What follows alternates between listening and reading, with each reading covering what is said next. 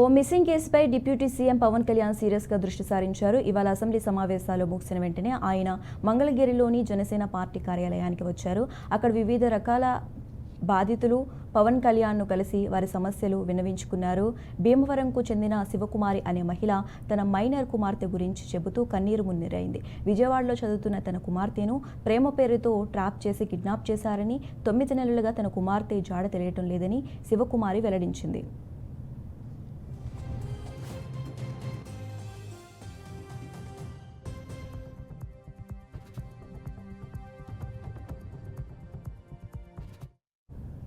Machavaram police స్టేషన్లో ఫిర్యాదు చేశామని, అయితే తమ కుమార్తె జాడ తెలిసినా పోలీసులు స్పందించలేదని ఆమె ఆరోపించింది.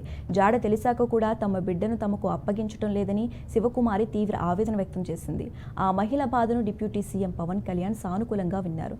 ఆమె గతంలో ఫిర్యాదు చేసినప్పటి ఎఫ్ఐఆర్ కాపీని పరిశీలించిన పవన్ కళ్యాణ్ వెంటనే మాచవరం సీఐకి ఫోన్ చేసి మిస్సింగ్ కేసు వివరాలు తెలుసుకున్నారు. వెంటనే చర్యలు తీసుకోవాలని ఆదేశించారు. అంతేకాకుండా జనసేన పార్టీ వాహనంలోని శివకుమారి కుటుంబ సభ్యులకు, జనసేన నేతలకు మాచవరం పోలీస్ స్టేషన్కు పంపించారు.